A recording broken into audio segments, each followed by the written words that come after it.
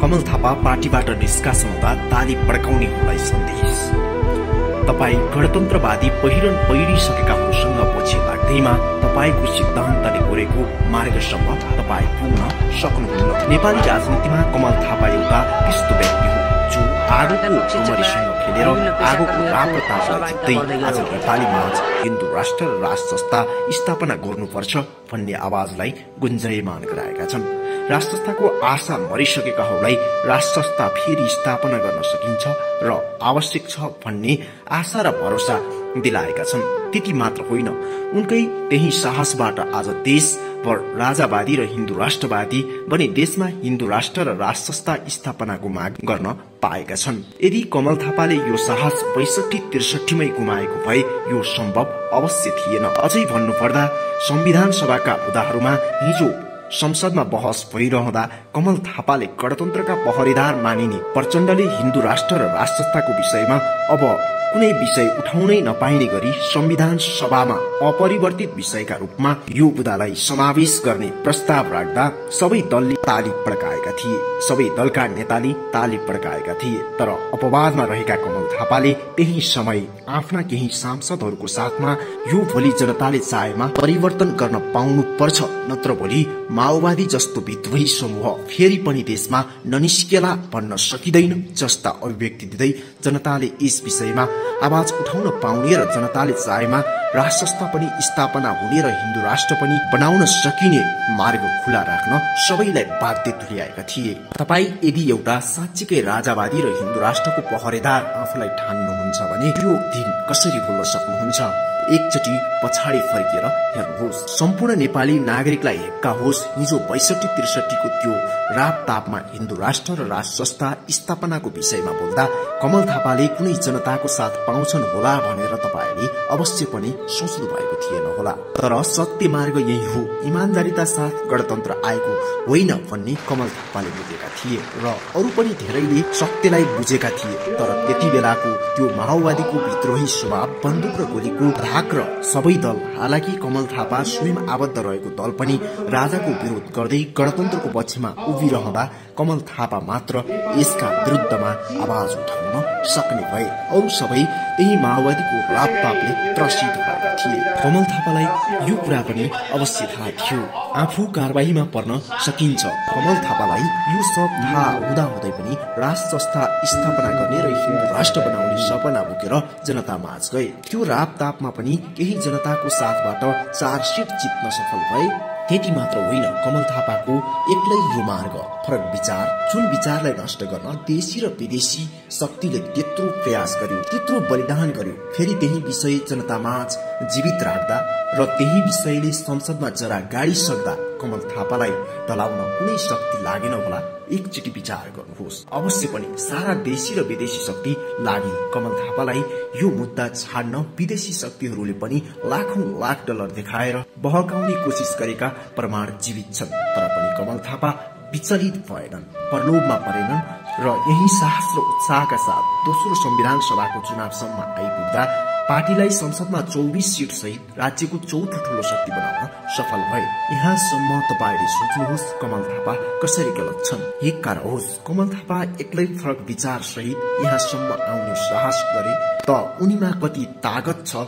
यति मात्र होइन, कमल थापा त्यो साहसी व्यक्ति हो। त्यही आफ्ना एजेन्डाको विरोधी शक्तिहरूको झुण्डले बनाएको सरकारमा सहभागी भई उनीहरूको घरभित्र नै खडा भएर उनीहरूको भान्सामा डाडु पनियो चलाएर यानकि उप प्रधानमन्त्री समेत भएर अन्तर्राष्ट्रिय स्तरमा समेत आफ्नो एजेन्डा स्थापित गर्न पहल गरेका छन्। आफ्नो चिनारी र तागत देखाएका छन्। यो कुरा सरकारमा गयो भनेर विरोध होइन, समर्थन हुनुपर्ने हो। यो त बरु विपक्षका कार्यकर्ताहरूले हाम्रो विचार विरोधीलाई किन सरकारको भान्सामा हुलेको भनेर आफ्ना नेताहरूलाई प्रश्न गर्नुपर्ने हो। आलोचना त तिनीहरूको हुनुपर्ने हो। विरोधीको भान्सामा गएर हाली मुहाली गर्नु क्षमता हो, साहस हो, लोभीपन अवश्य पनि होइन।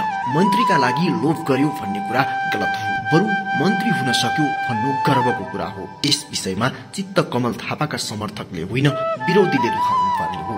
त्यो दिन सम्झनुहोस्, कमल थापा सहित नेताहरू गणतान्त्रिक सरकारमा थिए, गणतान्त्रिक सरकारका मन्त्री थिए र मन्त्रालयबाट नै साथमा गएर हिन्दू राष्ट्र र राज संस्थाको माग गर्दै गर्दा कमल थापा सहित पार्टीका विभिन्न नेता र कार्यकर्ताहरूका खुट्टादेखि टाउकोसम्म लागेका चोटहरू।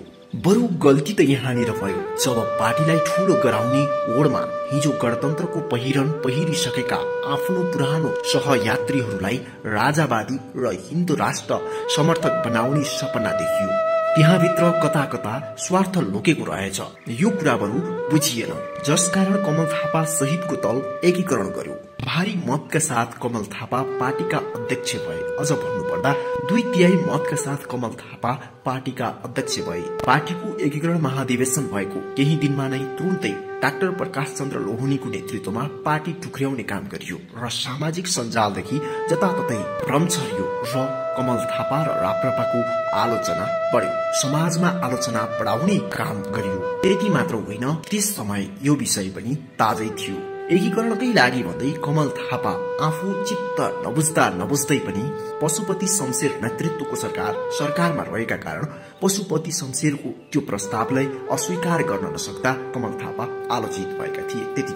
त्यति बेला पशुपति शमशेर सवराले पार्टी एकीकरण गर्ने हो भने आफूहरू सरकारमा रहेको तर सरकारबाट नबाहिरिने र कमल थापा पनि पार्टी एकीकरणपछि सरकारमा आउनुपर्ने प्रस्ताव राखेका थिए। यही प्रस्तावलाई कमल थापाले पार्टी एकीकरण हुन्छ र बलियो हुन्छ भने सरकारमा गइदिउँला, पार्टी एकीकरण गरौं भन्ने प्रस्ताव राखेर पार्टी एकीकरण गरेका थिए, जुन विषयले पनि कमल थापा आलोचित भएका थिए। त्यो पनि कता कता उनीहरूको रणनीति बुझिएको थियो। ठ्याक्कै यही समयपछि सुरु भएको हो कमल थापाको आलोचना। यसैबीच डाक्टर प्रकाश चन्द्र लोहनीले पार्टी फोडिसकेपछि केही दिनमा स्थानीय चुनाव थियो। त्यो दिन सम्झनुहोस्, डाक्टर प्रकाश चन्द्र लोहनीले पार्टी फोडेको केही समयपछि स्थानीय चुनाव थियो। डाक्टर प्रकाश चन्द्र लोहनीले पार्टी फोडेर उता आलोचना गरिरहँदा कार्यकर्ताहरूमा एउटा वितृष्णा फैलिएको थियो, एउटा भ्रम फैलिएको थियो। कमल थापा गलत हुन्। कमल थापा गलत भएकै कारण डाक्टर प्रकाश चन्द्र लोहनीले पार्टी छोडेका हुन्। यस विषयले चर्चा कमाएको थियो र अनासमा कमल थापाको आलोचनाको कारण स्थानीय चुनावमा पार्टीले लज्जास्पद हार बेहोर्नु पर्यो। तर फर्केर हेर्दा कमल थापा कुन मानेमा गलत छन्? यथार्थ र गहकिलो जवाब कसले दिन सक्छ? कुनै जवाब छैन। तपाई कमल थापाको आलोचक नै भए पनि, तपाई कमल थापाको विपक्षमै भए पनि एकपल्ट कमल थापालाई गहिरिएर बुझ्ने कोसिस गर्नुहोस्। के कमल थापा कुनै मानेमा गलत छन्? आफैलाई प्रश्न गर्नुहोस्। राज्यको अहितमा काम गरेको या देशद्रोह गरेको कुनै आरोप उनीमाथि रहेको छ? अवश्य पनि छैन। के कमल थापाले भ्रष्टाचार गरेको कुनै एक आरोप त परै जाओस् हल्लासम्म छ? अवश्य पनि छैन। त्यस्तै के कमल थापाले चरित्रहीन कुनै काम गरेको प्रमाण छ? अवश्य पनि छैन। भने कुन मानेमा कमल थापा गलत छन्? मात्र आरोप छ त जनमत पाएपछि सरकारमा गयो, त्यो पनि विरोधीहरूको सरकारमा। विरोधीहरूको सरकारमा गएर हाली मुहाली गर्नु के गलत हो? के लोभीपन हो? अवश्य पनि होइन। यो त साहस हो, आँट हो।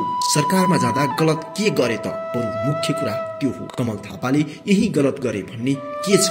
त्यो तपाईले आफैलाई प्रश्न गर्नुहोस् र आफैबाट जवाब खोज्नुहोस्। केही जवाब छ? अवश्य पनि छैन। बरु कमल थापा परराष्ट्र मन्त्री छँदाको काम र रणनीतिको ल्याकतलाई देखेर केपी ओली समेत आज कमल थापा समर्थक हुन्। कमल थापासँग सरकारमा सहकार्य गर्न चाहने व्यक्ति हुन्। यो एउटा छवि छोड्नु के गलत हो? कमल थापा परराष्ट्र मन्त्री छँदा भारतीय धेरै धर्मगुरुहरूसँग भेटे, के यो गलत हो? यो पनि अवश्य गलत होइन होला। त्यसैले म सबैसँग आग्रह गर्न चाहन्छु, कसैको आलोचना या समर्थन गर्दै गर्दा तपाई हल्लाको पछि लागेर हावाको तालमा नगर्नुहोस्।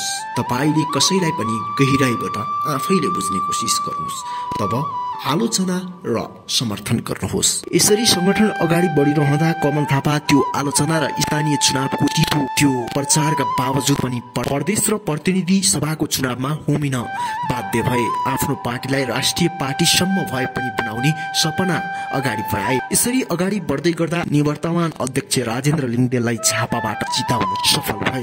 राजेन्द्र लिङ्गदेललाई झापामा जिताउनको लागि कमल थापाले केपी ओलीसँग हातसम्म जोडेका थिए। त्यहाँ त जिताउनसम्म सम्म सफल भए, तर विडम्बना समानुपातिकमा मत नपुगेका कारण राप्रपा राष्ट्रिय पार्टी बन्न सकेन। राष्ट्रिय पार्टी बन्नबाट वञ्चित भयो। कारण यहाँ पनि त्यही थियो। राष्ट्रिय चुनाव भन्दा केही अगाडि नै फेरि पशुपति शमशेर चमरा सहितको पार्टी फुटेको थियो। फुटको हल्ला जनस्तरमा फैलिएको थियो। फुटको हल्लाले जनस्तरमा वितृष्णा फैलाएको थियो। कार्यकर्ताहरू निराश भएका थिए। कार्यकर्ताहरू तितर बितर भएका थिए। अर्को अर्थमा भन्नुपर्दा पार्टीमा झन आलोचना बढेको थियो। यो पछाडि पनि कमल थापालाई पछार्ने र कमल थापालाई रणनीतिबाट चोट बनाउने रणनीति देखिन्छ। एकपल्ट तपाईँ नै विचार गर्नुहोस्, गणतन्त्रवादीहरूकै यो पहल हो। एकपल्ट तपाईँ आफैले पछाडि फर्किएर हेर्नुहोस्। कुन मानेमा यहाँनिर पनि कमल थापालाई तपाईँले गलत देख्नुहुन्छ। तपाईँ त्यो भरमका पछाडि नपर्नुहोस्। तपाईँ आफैले सोच्नुहोस्। यति भइरहँदा पनि कमल थापा अझै पनि निराश भएन। अझै पनि भने म ढलेको छैन, म लडेको मात्र हुँ, म उठ्न सक्छु। र यही निराश नभइकन पार्टीलाई बलियो र एक बनाई एकबद्ध गराउने र निराश भएका कार्यकर्ताहरूमा उत्साह बढाउने सोचका साथ फेरि फुटेका लोहनी र पशुपति शमशेर निकट दललाई एक गरी अगाडि बढ्ने योजनामा जुटे। एकता महाधिवेशनमा 2/3 मतबाट अध्यक्ष भएका आफू अन्य 2 जना लोहनी र पशुपति शमशेरलाई पनि अध्यक्ष बनाउन तयार भए र आफ्नो पार्टीको पहिचानको रूपमा रहेको गाई चुनाव चिन्हलाई पनि त्याग्न तयार भएर हलो चुनाव चिन्ह स्वीकारे र पनि पार्टीलाई एकीकरण गरे र एकता महाधिवेशनमा भूमिए। यसै क्रममा राजनीतिक जीवनमा कमल थापाका सबैभन्दा प्रिय र विश्वासिला पात्र नै कमल थापाको अध्यक्षको विपक्षमा उठ्ने घोषणा गरे र यसरी नै दौडधुपमा राजेन्द्र लिङदेल लागे। यसै बखत कमल थापालाई पछार्न पछि परेका डाक्टर प्रकाश चन्द्र लोहनी पनि उनैको साथमा उभिए। कमल थापाले लोकतान्त्रिक पद्धतिबाट अभिभावकीय भूमिकामा राजा ल्याउने भनी लागेका थिए, तर राजालाई आफू सक्रिय भएर आउने र एकलौटी निरङ्कुश राज संस्था फर्काउने सोच रहेछ र कमल थापाको यो लोकतान्त्रिक राज संस्था भन्ने मुद्दा राजालाई चित्त बुझेको रहेनछ। यो चित्त नबुझेका कारण र राजेन्द्र लिङदेललाई राजाले पनि समर्थन गरे र राजा निकट सबैलाई राजेन्द्र लिङदेललाई समर्थन गर्न लगाए र अन्ततः राप्रपाको यो लामो कमल थापाको उपलब्धि कमल थापाबाट खोसियो। तापनि कमल थापा राजेन्द्र लिङदेललाई अध्यक्ष हुँदा दुखी भएका थिएनन्। राजा जसको लागि उनले आफ्नो ज्यानको आहुति लगाएर हुमिएका थिए, उनीबाट आफूलाई धोका र अन्य व्यक्तिलाई समर्थन हुँदा कमल थापा निराश भए र यसको विषयमा छानबिन समिति गठन गर्न मात्र राजेन्द्र लिङदेललाई कमल थापाले अनुरोध गरेका थिए। राजेन्द्र लिङदेलले पनि विभिन्न टेलिभिजनका कार्यक्रम र विभिन्न कार्यक्रमहरूमा यो विषयमा कुनै पनि कदम चाल्न नसकिने र राजाको विषयमा छानबिन समिति गठन गर्न नसकिने बताउँदै हिँडेका थिए। यसरी राजेन्द्र लिङदेल अहमी बनेपछि कमल थापा अपमान बोध गर्दै पार्टीबाट राजीनामा दिएको अनुमान गर्न सकिन्छ। तर कमल थापाले राजीनामा दिएपछि भने राजेन्द्र लिङदेलले यसको विषयमा छलफल भइरहेको, तर कमल थापाले छिटो पार्टीबाट राजीनामा दिएको र दुर्घटनातर्फ धकेलेको बताएका छन्। यहाँनिर पनि तपाईले कसरी कमल थापालाई गलत देख्न सक्नुहुन्छ। कमल थापाले आफ्नो प्रस्ताव राख्दै गर्दा प्रस्तावको कुनै सम्बोधन हुँदैन र त्यत्रो मेहनत गरेको पार्टीमा आफ्नो कुनै भूमिका हुँदैन भने को बस्न सक्छ। साँच्चीकै उनीले निराश भएर नै पार्टी छोडेका हुन्। तर यो समस्या कमल थापा र राजेन्द्र लिङदेलको मात्र होइन, यो समस्या त तमाम राप्रपाका नेता र कार्यकर्ताको विषय हो। यसरी राजेन्द्र लिङदेल अहमी बनिरहँदा र कमल थापा विचलनमा पर्दा कार्यकर्ता झन उग्र भएर पक्ष विपक्षमा नलागी पार्टी एक गर्नेतर्फ लाग्न जरुरी छ।